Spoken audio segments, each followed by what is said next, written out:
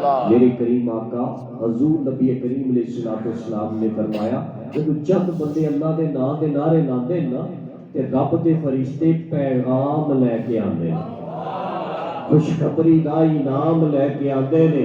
نادا مناد من السماء قوموا مغفور لکم، او اللہ اللہ دے نعرے لان والے ہو، اللہ دے نبی دے ذکر دے ترانے گان والے ہو، مبارک ہوئے۔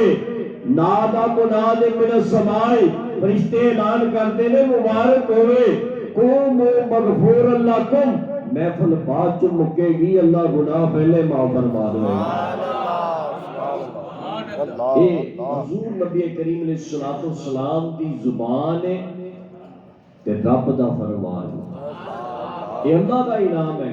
اتنے کوئی شرط نہیں، کوئی پیر ذکر کرے، کوئی مرید ذکر کرے، کوئی ادنا ذکر کرے، کوئی آلہ ذکر کرے، کوئی امیر ذکر کرے، کوئی فقیر ذکر کرے، کوئی داڑھی والا ذکر کرے، کوئی بغیر داڑھی والا ذکر کرے، کوئی نیکوکار ذکر کرے، کوئی ساڈے جا گناہگار ذکر کرے، فرمایا جیڑا ذکر کرے، جیڑا رب دے نعرے لائے گا اللہ او دے گناہ معاف فرمائے گا۔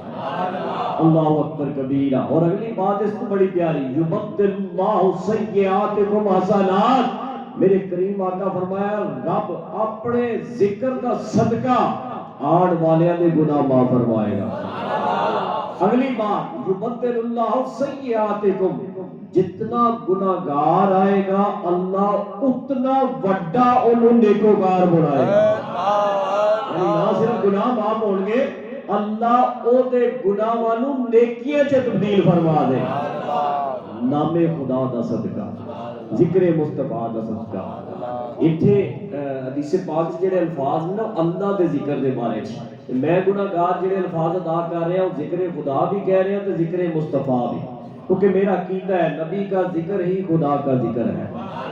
ٹائم نہیں، قاضی اجاز مالکی رحمۃ اللہ تعالی علیہ شفا شریف سے حضرت عبداللہ ابن عباس کے والے حدیث پاک نکلی ہے کہ ذکر خدا اصل ہے ذات مصطفیٰ ہے۔